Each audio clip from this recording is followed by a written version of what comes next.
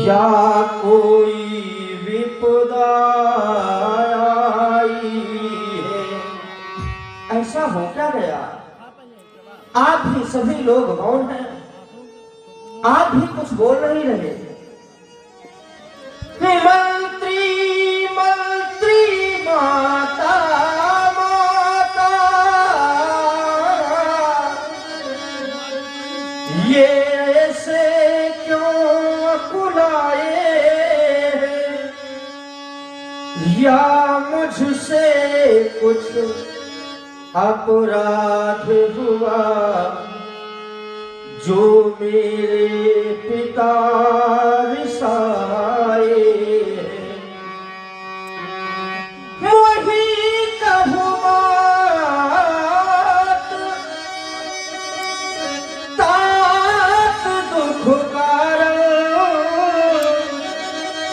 करिए जतन जेहि हो निवारण। आप मुझे पिताजी के दुख का कारण बताएं, जिससे कि शीघ्र वही प्रयत्न किया जाए कि इन्हें इस दुख से छुटकारा मिल सके। राम, तुम बार बार ये सोच रहे किस दुख ने इन्हें दबाया है, इस कारण ही बतलाने को मैंने तुम्हें बुलाया है।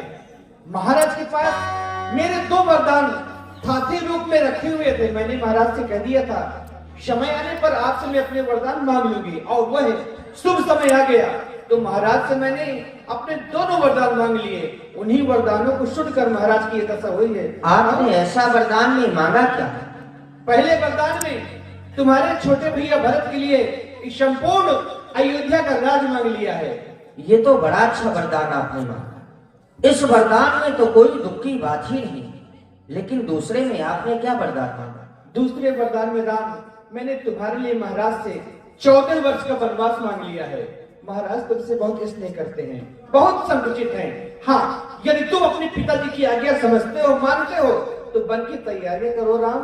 धन्य है आप, आपके वचन सुनकर मेरे सभी अंग शीतल हो गए। आपने बड़े अच्छे वरदान मांगे।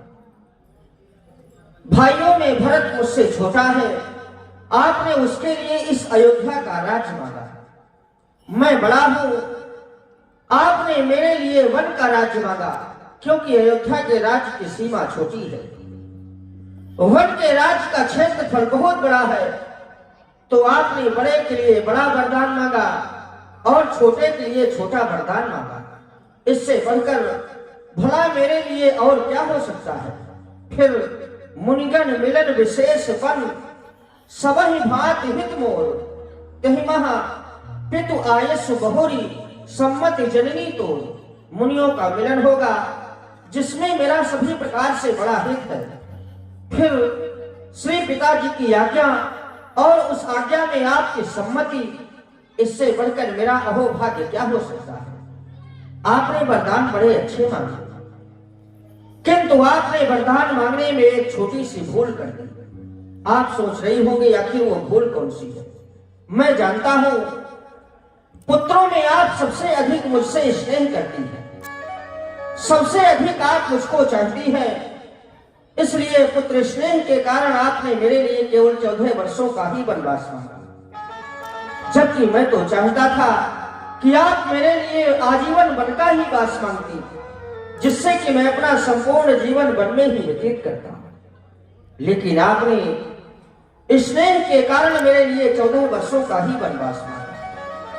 आज मैं सोच यह रहा हूं आपको किस शब्द से संबोधित करूं? क्या आपको देवी कहूं? लेकिन नहीं, क्योंकि देवी तो संसार की किसी भी नारी को कहा जा सकता है। तो क्या आपको मां कहूं?